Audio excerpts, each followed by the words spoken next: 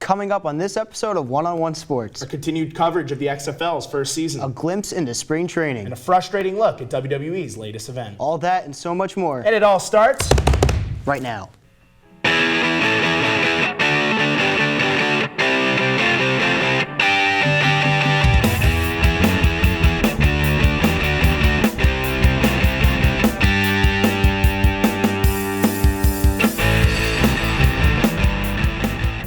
From the Chris Edwards desk in the Jane and Brian Williams studio, welcome to this week's episode of One-on-One Sports. I'm Brad Clear. And I'm Andrew Vandellis. We've got a lot of news to cover in the world of sports, but first, let's get right into the quick hitters. Philadelphia 76ers All-Star Ben Simmons will be reevaluated in 2 weeks for nerve impingement in his back and has no timetable to return. On top of this, he left last night's game with a sprained shoulder and underwent an MRI today. Brad, what are your thoughts on the situation? Yep, the second thing there, Joel Embiid went out of the game yesterday, MRI, not Ben Simmons. So as someone who's an ardent follower of the Sixers, the worst words you can hear are reevaluated in 2 weeks or 3 weeks. This is another example. This is not the first time that a player has been injured, gone into a nationally televised game, and aggravated that injury to an extreme extent. We saw it a couple years ago when Embiid had a bad knee, played against Houston on national TV, tore his meniscus, was out for the season. Ben Simmons, if he played in this game, would have had to go to the locker room for treatment. Every time he came out of the game, he was clearly injured, stayed in this game, they played him, and now he has nerve impingement, which means there's something wrong with a muscle or a bone or tissue, whatever. It's not good. The Sixers as a whole right now, without Embiid, without Ben Simmons, we now have a team who has a 33-year-old backup center quality player who's set to make $109 million over the next 4 years, an average player in Tobias Harris making $180 million over the next 5 years. They're going to win over 90% of their home games, and they're going to lose the majority of their away games. This is a weird team. The team does not fit as constructed, and is going to be extremely magnified by these two injuries. I was going to say, I was just going to let you rant for a while, but initially Brett Brown ruled him to be unsure, but that's a mistake, I think. And this only adds to the list of injuries that you mentioned a little bit that have been bugging Joel. Obviously, sprained ankle, knee soreness, a torn ligament in his hand, neck stiffness. That's all just this season. The Embiid one was more of just a freak accident. He and Zizic bumped into each other, but I know, nonetheless. But I think it's a little more tragic for Embiid because as of the past couple of weeks, he's been on fire lately, averaging, 23 points a game? Playing, like he would say, the best player in the world, as exactly. he said the other day. Quick question for you. Yes. Do you think that they can carry the workload, people like Al Horford, Tobias Harris, that Embiid did, or is this really detrimental? No, because Shake Milton and Korkmaz are outplaying them, so no, I unfortunately do not. News broke earlier this week that the Panthers intend to bring back quarterback Cam Newton for the coming season. Newton is still recovering from a Lisfranc injury. Andrew, what are your thoughts on Newton's future with the Panthers? Let's not be mistaken. Let's start things off first. When Cam Newton is healthy 100%, he can be a beast. It's not like Carolina doesn't have the talent around Cam to surround him too and be a good offensive team while taking the load off of McCaffrey if they can maximize a healthy Cam Newton. Matt Rule even went on record to say that he wants to coach Cam. And I want to see that personally. I want to see what a new regimen would do with Cam Newton. And, let's think of this season as a test for a fully active, fully participant, hopefully fully into the game of football, Cam Newton, because he went on that little slump after the Super Bowl loss and he never really recovered. But I want to see where Carolina goes from here, even if it's just for a year or half a year with Cam Newton. So I'll say this, if there was value to be had or if Cam Newton could pass a physical, he would have been traded. He's not going to be able to pass a physical this quickly after a Lisfranc injury. He's on a one-year deal making $19 million, so a team trading value for him with the injuries, with the fact that he's only there for 1 year, there's not a ton of value to be had. That's why I say you go for 1 year with him. I don't think it's by choice, though. I think it's just a reality of the situation. And on top of that, I think what it also does is if you say that you intend to bring back Cam Newton, if you want to go up and get a quarterback in this draft, you now have leverage for that team with the package you give and saying, hey, we want to trade for this guy, but we have a quarterback we're comfortable with this year. But as a whole, I think it's this year and he's done. Matt Rule, David Tepper, the new owner, they want to do a new thing there. They want to have a new process, and it's just a stopgap for the Panthers. Could be a new change of the guard in Carolina. Yankees pitcher Luis Severino is set to go undergo Tommy John surgery this week and will miss the entire 2020 season. Severino only threw 20 innings last year due to injury. Brad, how does this affect the Yankees overall and Severino moving forward? So as far as Severino, he was in the first year of a 4-year, $40 million contract last year. He only threw 20 innings, as we mentioned. He will not throw a single inning this year. Prior to last year, he was an ace quality pitcher. It's a shame. As far as the Yankees, right now, we're looking at a very similar occurrence to last year's Yankees, where they were decimated by injuries across the board. Severino's out for the year. Giancarlo Stanton, shockingly, is hurt again. Aaron Hicks is going to be out for a long time. James Paxton is out. But at Aaron least they Judge got is Garrett bugged by Cole. his shoulder. At least yes, they got Garrett Cole, baby. Garrett Cole, baby. But as far as Severino, what it does now is the fifth starter to start the year, at least until Paxton, Domingo Germán come back. Who's that fifth starter? We have Garrett Cole, Tanaka, Happ, Montgomery. Is it Michael King? Is it Jonathan Loaizaga, who can only throw 5 innings at a time? Do they rush Davy Garcia and Clark Schmidt to be the fifth starter? I don't know. You pretty much took everything out, the words out of my mouth. And you think about it, Severino 2018 was pretty good. 19 and 8. He was an ace. He was a dominant 3.39 pitcher. ERA. Dominant. And it's just unfortunate. And it's like we saw with Strasburg early on in his career. Great start, dominant pitcher in the rotation. Plagued by this injury. I hope he makes the comeback that Strasburg did, because they have a good talent. And I think the Yankees will be fine, but I don't know. They'll be fine, but this isn't a championship-winning rotation. Then. It's not for now, but when Paxton and Germán come back, I think it will be. But nonetheless, 20 innings in 2 years from a former ace, it's not what you want to see. The Milwaukee Bucks clinched a playoff berth on February 23rd, setting a record for the earliest postseason clinching in NBA history. As of this taping, the Bucks are 50-8 and are strongly poised to have a chance at winning the championship. Andrew, what are the Bucks' shots at being the NBA champions this year? Very, very high. They're Agreed. projected to win, as you said, over 70 games. And on top of that, I know you like stats and analytics, and I'll give you it quickly. They're beating people by over 10 points a game. Yeah. They're averaging that. They're allowing just 100 points a game per 100 possessions, 8 points higher than the national average. So not only are they explosive and flashy on offense, they've got a good defense too. And then other than the 2 LA teams, I don't see anyone rivaling them in the entire league. The Bucks have the best net rating of any team in the history of the NBA, dominant on both sides of the ball. Giannis is putting up absurd MVP numbers, only playing about 28, 30 minutes a game. I'm taking the Bucks as my title favorites over both Los Angeles teams right now. Greek pride, Giannis, baby. That's all the time we have for the quick hitters. But stay tuned for more as one-on-one sports rolls on.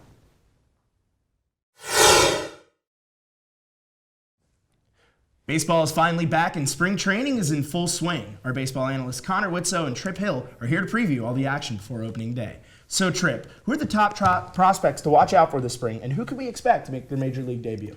Well, I've been impressed with Matthew Liberatore. Last season, he went 6-2 in 15 starts, posting a 3.1 ERA, 8.7 strikeouts per 9 innings, over 78.1 innings pitched. I think he can be a solid starter for St. Louis. And of course, another one, our own George Kirby, who with the Everett Aqua Sox last summer posted a 2.35 ERA out of the pen, 1.043 whip. Not many walks can find the strike zone, and I might be a little biased here, but Jeter Downs, a consistent player, 359 on base percentage, 24 home runs, 24 steals, a dual threat. And call me a sucker, but a two-way player, Brendan McKay for Tampa, 2-4 last season on the hill. Not very impressive, but of course, as a two-way player, that's always exciting to see, and you'll never know what they're going to bring. I agree with all those players, amazing players, but the guy that I'm looking at this season is Jarren Duran. Last season, in 132 games, had 46 stolen bases. His man has speed, and he started out at second base, got moved to outfield, and you can kind of tell he still makes mistakes here and there in the outfield, but his speed is able to make up for it. This guy can run. Oh my Lord, it's incredibly fast how far he can go. Most of the time he is able to make a double turn into a triple. Not to mention he batted over 300 last season with a over 300 on base percentage. Well, Connor, we're going to follow up and go from prospects to current MLB stars. Who's looked the most impressive so far?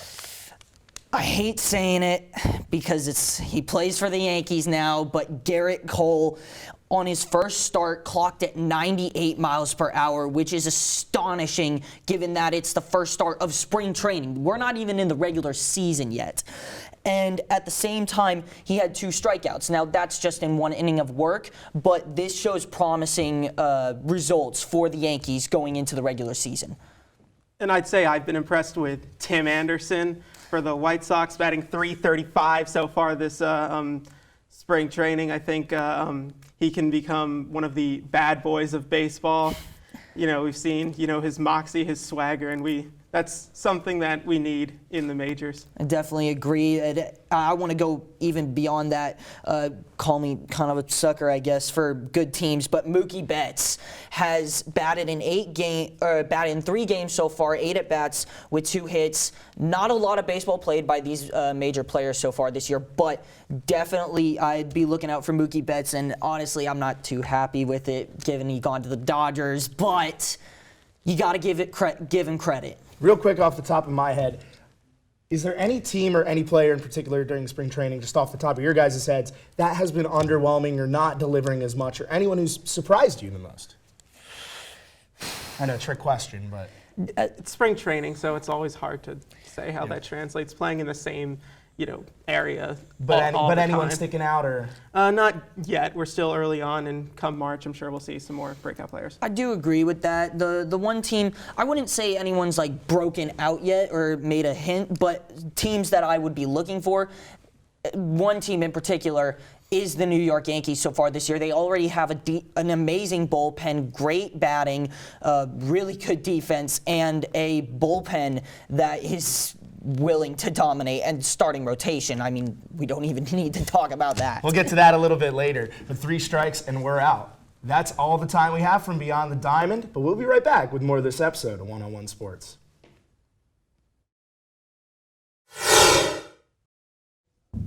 With the NHL trade deadline wrapped up this past Monday, several teams made some big moves. Ottawa sold off pending free agent J.G. Pageau to New York Islanders for a first, second, and third round pick, while longtime San Jose Sharks icon Patrick Marleau was shipped to Pittsburgh for a conditional third round pick. I'm here with Luis and Owen to talk about all of these moves. Now, Luis, I'm going to start with you. Who is the best buyer from this trade deadline? Okay, so my philosophy is sometimes less is more. And this applies with the Vegas Golden Knights. They got Alec Martinez, a defenseman, to help the back end, and they got Robin Lehner to help as a backup. Okay, yes, it's a backup, but that's what they needed. That's what they needed. They have Marc-Andre Fleury, but he's 35 years old. How long is he going to be, how much longer is he going to be serviceable? How much longer? Answer me that. He's 35. Marc-Andre Fleury? Okay, fine. But, this is about this year. Robin Lehner's on a 1-year contract. I'm sorry, the Vegas Golden Knights were not the best buyer at the deadline. The answer to that question has got to be the Pittsburgh Penguins. They're without Jake Getzel. They need someone to be alongside Crosby putting up numbers, and Jason Zucker is that guy. They also got Connor Sheary. That's going to be an electrifying first line. And I also think Patty Marleau, Sharks icon, got a chance to win the Cup. He's going to be fired up. I think the Penguins have depth, and they are my best buyer. Well, when I think of the Pittsburgh Penguins, I never think of a lack of offense. I always think of a lack of defense. They struggled defensively for as long as I can remember. And they go out and buy offensemen. Why are you the best buyer if you're just gonna help your biggest strength? Because you can never have enough offense in the National Hockey League. You need and defense also, to win championships. I'm sorry, but Matt Murray is a good goaltender, all right? He has won back-to-back Stanley Cups. Yes. People cannot score on this man. He's a brick wall. You're talking about him like he's a sieve. You're disrespecting the man. I'm not saying anything about Matt Murray. I'm saying their defense needs help, because even if you have the best goalie in history, if your defense is not good, you're... Yeah, but you don't want to go all out just for positional need when there's good value to be had with the talent they got, which I thought they did a good job. Before we move on to the next question, Carolina Hurricanes. 3 nice moves there. I thought they had a good deadline as well. Okay, that's a little biased. We're not getting... I like the Flyers. We're going to keep it moving here. Ew. Owen, the team that should have done more at this trade deadline. See, for me, I'm actually going to go with the Boston Bruins here because I feel like they missed out on Chris Kreider here. I mean, obviously, not much they could do. Newly extended Chris Kreider. Yeah, with the New York Rangers. But that was their guy. That was the guy that was going to slide alongside Krejci and DeBrusk on that second line. Instead, they're stuck with Andre Case, who's a good young player, but he only has 7 goals this year. He's not going to... We don't know if he's going to do that well with Krejci and DeBrusk, so that's going to be a question mark for the Bruins. Are they going to be able to match the offensive firepower of Pittsburgh, Washington, Tampa, some of the other juggernauts in the East? Yep, absolutely. As a front runner, the Bruins, they did need, I guess, that little help to go over the hump, but I see the Toronto Maple Leafs needing a lot, and they didn't get a lot. They didn't get a lot at all. They needed defense. They needed a lot of things, especially defense, because they have Austin Matthews, they have Jonathan Tavares, so on and so forth. So their offense is fine, and they went out and got almost nobody defensively. I thought your point about Kreider was interesting because clearly he was able to be gotten if they had given the value that the Rangers wanted. Instead, they didn't. He's there for 6 more years. So I thought that was a big miss, like you mentioned. Yeah, I mean, I think Chris Kreider was the guy that the Bruins wanted, but like the Rangers playing well definitely contributed to Kreider. But to your point about the Maple Leafs, I think that they're a step behind some of the teams like Boston, Washington. And that's why they needed that extra. But you have to think about when you're a deadline team and you're buying and you're giving up assets for that team, like you have to be mindful of that. Yes, like, absolutely. It's risky. It is, but Absolutely. if you're the Maple Leafs, you want to win now. You look at your fan base. You haven't won in how long? It's either championship or nothing. But they've had teams that had better offenses in past years, and they've always choked One against the other Bruins. team that didn't do a lot, just made some depth moves. I was curious your thoughts on Philadelphia Flyers, Derek Grant, Nate Thompson. Do you think there was a bigger move that they should have pursued? Well, I think they're in a loaded division, and I think they need more scoring. I mean, they're more of a defense-first team. Like the Islanders, another team that went out and got Pajot. So I think the price to pay for some of these scores was a little Significant. high. Yep. So I think the Flyers standing pat. I actually like that move. I agree. Last team here, or last question here, Luis, I'll go to you. The team that you look at now after the deadline, teams are set, everything's in place. Who's the Cup favorite? So you mentioned them already, the Boston Bruins. They did need a little bit more. I would agree with that, but they're an amazing team. I mean, they have that three-headed horse in Bergeron and Bergeron, Marshy, and Pasta. Yeah. Yeah, I mean, look at that. They can score it from all angles. And then they have Tuukka Rask as their goalie, and their defense isn't too shabby. No, I'll give it to you. I think the Bruins got some guys that can put the biscuit in the basket. You know, they get the job done. So I agree with that, but I think another team to look out for is the Caps. They're just a deep team. Like, they have so many forwards, and like you're adding Brendan Dillon at the deadline to get another stellar defenseman to go along with John Carlson, who's the undisputed Norris Trophy frontrunner. This Caps team is deep. They're loaded. They got Kovalchuk at the deadline too. Yeah, I think they're going to get tough Third, down. right? Yeah. Absolutely nothing. That was but a great nonetheless, addition. we can agree, lots of teams in the East could very well be poised to make a deep run in the playoffs towards the Cup. That's a powerhouse. That's all the time we have here from the ice, but stay tuned, because coming up next, we're going to the gridiron to look at the XFL. The new XFL's first season is off to a hot start. After 3 weeks of play, I'm joined by our XFL experts, Brad and Cole, to discuss all things XFL. So Cole, who has been your standout performer so far? PJ Walker is the only guy you can say has been the stand-up performer in the XFL. This guy has 10 touchdowns, 1 interception, 748 yards, and every game he's had a passer rating above 100. Yep. And he's just been absolutely incredible. Him and Cam Phillips also are the best duo, I would say, in the XFL so far through 3 weeks. Yeah, absolutely. Took the words right out of my mouth. Cam Phillips has been the best go-to number one option wide receiver in the league so far. Nelson Spruce also in there. But PJ Walker, shout out to the Temple Owls, 215. He has been an absolute beast. If we were to award an XFL MVP right now, it would be PJ Walker. In second for that, I think we've got to look at the St. Louis Battlehawks quarterback Jordan Ta'amu. He's been a beast. We look at them this past week. They dominated, and they have a major... And that crowd, though. Yes, I was about to say, they have a major... Them in D.C. with the Audi Field, the MLS environment, St. Louis and D.C. have a major home field advantage. So seeing the Battlehawks, I really like the Battlehawks kickoff return. They did the kind of a reverse with it also. So back to Ta'amu, though. He's been a monster. He has been the spearhead of this St. Louis offense. And looking at tiers, which we'll get into next, I think St. Louis and Houston have to be at the top of the XFL right now. With PJ Walker, you also have to throw in the 3-0 record. Yep. That on top. Brad, if you were to put league teams into tiers, where would everyone shake out? Where would they all end up? How many tiers would you have? I have a couple tiers here. The first tier, we're looking at Houston, we're looking at St. Louis, and we're looking at D.C. I know D.C. got destroyed this past week. I understand that. But in the first 2 weeks, they looked like the best team in the league. They did. Yeah. I'll go in the second tier, L.A. and Dallas. Landry Jones has kind of been okay. He's kind of been not okay. He's very much an quarterback so far. Josh Johnson has had moments of good, moments of bad. Nelson Spruce, who I'm sure you'll get into, Nelson Spruce has been a beast as an option for them. That's kind of my middle tier. And then you look past them. The Seattle Dragons, the Tampa Bay Vipers, the New York Guardians. Oh, the Guardians. Oh. I look at these three teams. Matt McGloin. It's I'm time sorry, it's time to guys. go. It's time, It's time to it's go. time to give it Guys, up. keep it The Seattle straight. Dragons with Jim Zorn's conservative play calling, I don't really see a lot of excitement there. Tampa Bay doesn't have consistent quarterback play. Mark Tressen's being incredibly conservative with his play calling as well. So I look at those three teams. They're non-factors. LA and Dallas kind of battling for that fourth best team. Houston the best. St. Louis second best. DC third best. See, that's where I agree with you. Because with DC, they just came off that loss, 39-9. No, it's a terrible loss, against yeah. LA. It But hurt. it was a big LA crowd, and Yeah. we could see why. You got a healthy Josh Johnson now, and a healthy Josh Johnson with a healthy Nelson Spruce. could be It's a formidable duo. It could potentially be better than Cam Phillips and PJ Cam Walker. Phillips and PJ Walker. Sorry, but you can't put them above DC, or you have to put them above DC after that win, because in a 10-week season you have to ride momentum. Yep. It's a short season, so you need these big games to ride momentum. And DC started out with 2 hot games, but that game was a huge blow. But So even though they're 1 and 2, you're going to put them above DC. Not just I'll say this Yeah. about DC. We talk about momentum. I think I just mentioned the home field advantage thing. I think them and St. Louis have a very strong home field advantage. I Yeah. really like, just looking at the XFL as a whole, I would love to have seen every single team in an MLS stadium to have that really hot crowd environment. But you look at it.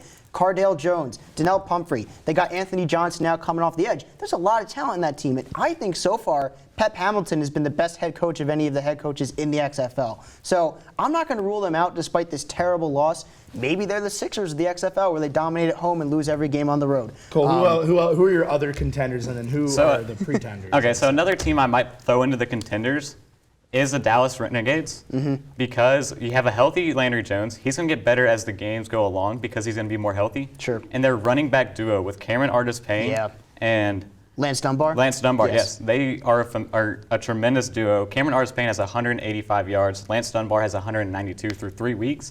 That's a good 1-2 punch at running back. Landry Jones will keep getting healthy, but the rest I pretty much agree with. And that's interesting with the Renegades. They kind of have something that no other team does, which is a really lethal, dominant running game. And a game or an offense that's kind of run through and dominated by the run game in a league that's fast-paced, that incentivizes scoring and all options.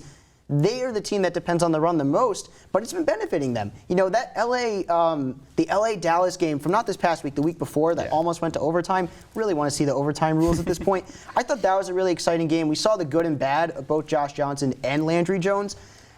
You know, I think those two teams are pretty similar, and I think for me it's just a matter of which one of those two teams is going to be able to get in there as the 4 seed for the playoffs. Well, the big thing with LA is they got to get Nelson Spruce healthy. He's on the injury report this week, but if he is cleared to play and keeps going, he's going to be a beast going forward. Absolutely. That's all the time from the XFL. Gridiron up next. We'll take it to the pitch for our Champions League coverage.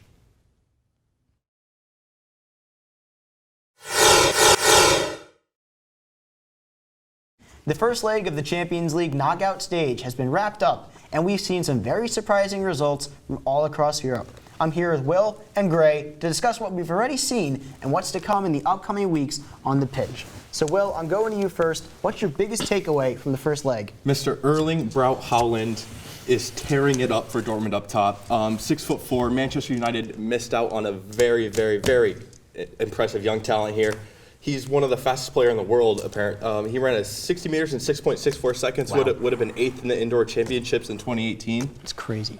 He's got 12 goals and 8 appearances so far for Dortmund. Most of them not even starting, just comes off the bench, scores 2 or 3 in the second half alone. And Manchester United needed a striker so bad in January, so bad. And signing players in January is a risky and tough thing to do, but he had a good relationship with Ole Gunnar Solskjaer, Manchester United's manager. They're both Norwegian. He said he wanted to work under him. They missed out. Now I think they're going to have to wait 2, maybe 3 more years before they even have a chance again. Gray, your takeaway? See, you mentioned Erling Haaland, freaking baller, as you mentioned. 12 goals, 8 games, but forget about what he did with Leipzig as well in the Champions League, in the group stage. He scored so many great goals for them, had a hat trick, had 2 braces as well, and that was for Leipzig, and he's only 19 years old. But my main takeaway right now is Atalanta is balling out right now. They have become almost like the Oakland Athletics of the Serie A. They're 4th right now, ahead of traditional powers, Milan, Napoli, and Roma. And they're getting all their top players for minimum value. They got Joseph Ilicic for $4 million and Papo Gomez for $5 million. And they could sell them right now for maybe $30 million because they're just that established up top right now. And Atalanta, the group stage, their first 3 games, I think they had little to no points at all. And for them to come back, get that second place spot on the last match day, and to be up in that leg against Valencia, very impressive. Not only up, they beat them 4-1. They did.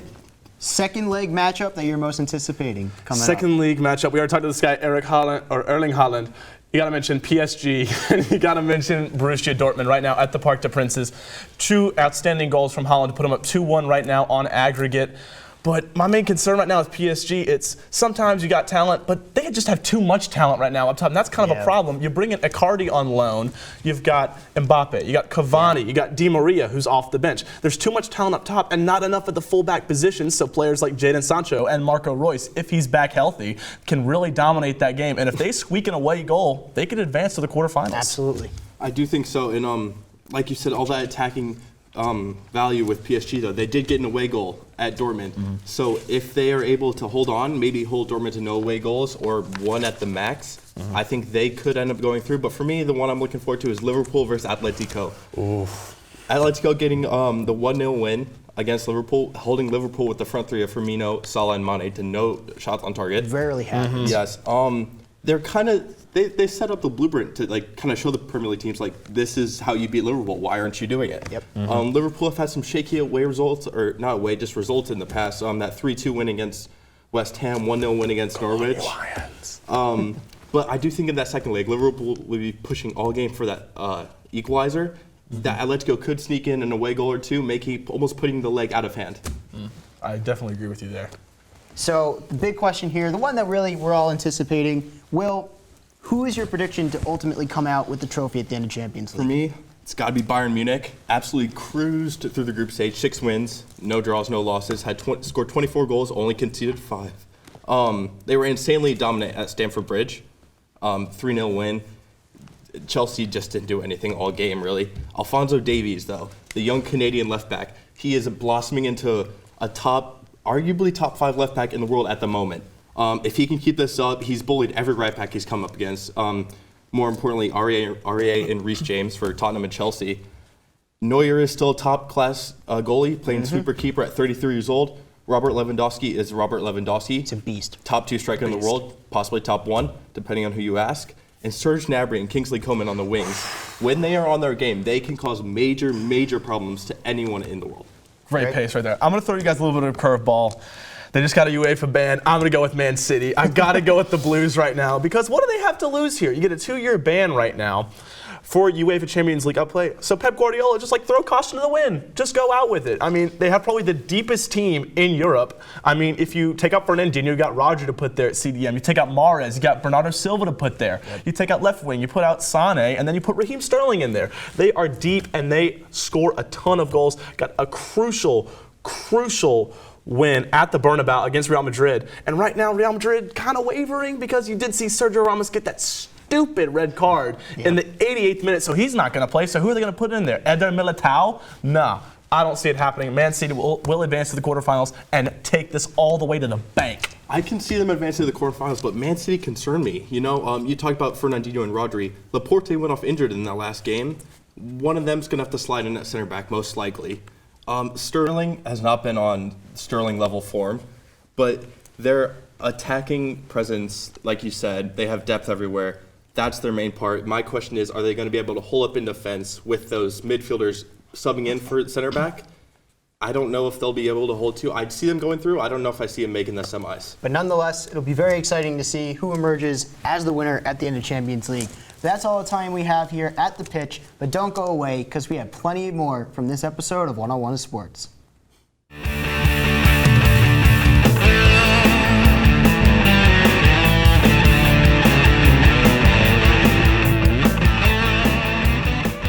Just an hour before this taping, WWE held their semi-annual show Super Showdown in Riyadh, Saudi Arabia.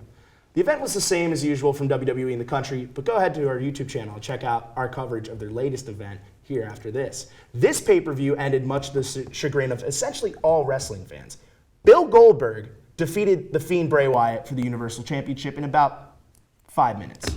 Brad, your thoughts? So there are a lot of ways to take this discussion, and I'm sure we will take them in many different ways over the course of this next 5 minutes. And confuse a lot of people, but that's fine. I will just talk about the larger point that this signifies we'll call it an issue that has been in place for the last 7 years, 8 years within the WWE, and that is the evaluation of the past over the present. Now, The Fiend Bray Wyatt will still be fine. I think everyone acting as if this is demise of him as a big-time star is a bit exaggerated. It's not the first time either. No, exactly. But the point is this.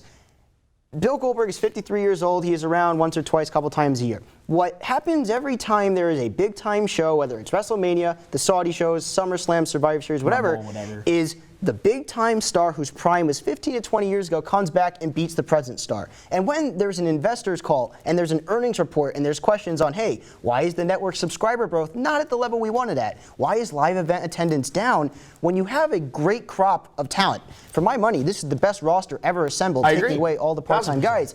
When those stars are consistently beat by the older part-time stars from the past, that devalues the stars in the present and limits the ability you have to make them the greatest stars they can be. I want to talk about that word you mentioned just now, devalued. Yes. And that's what they did to The Fiend. I don't think they killed him. No. They're going to have him go against John Cena at WrestleMania. Amazing storyline. Absolutely. Because going back, 6 years ago? WrestleMania 30, yes. Yeah. Who did Bray Wyatt face? John Cena. And his recent storyline has shown that Bray Wyatt is going after people that he has faced in the past. Yes. But now, I think they devalued that by not having the title on the line. Yep. This would have been such a better story, and we mentioned it before, and I'm not going to get too whiny about it, Yes. but they made him lose so that Goldberg would be booed instead of Roman Reigns. Yes.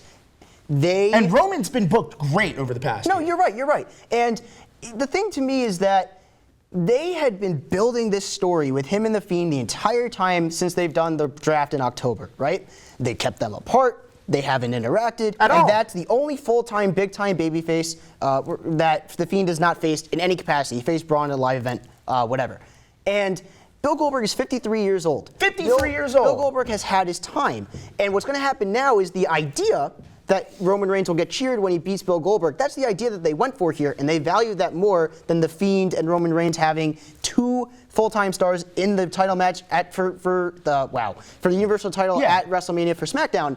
What they did here was, I think they've now put themselves in a situation where they risk both guys getting booed and the match not being well received at all by the live audience at least WrestleMania. it's not going to be the main event. Thankfully, we have Brett McIntyre and Lesnar for that. Yes. But The Fiend Bray Wyatt put so much effort and creativity. Went away for a year to build this universe for his story. And that is the most frustrating part to me, because they somehow managed to make him recover from Seth Rollins at Hell in a Cell, gave him the title, amazing, and for what? I'll say this. Spear fest of a match. All right. I'll say this.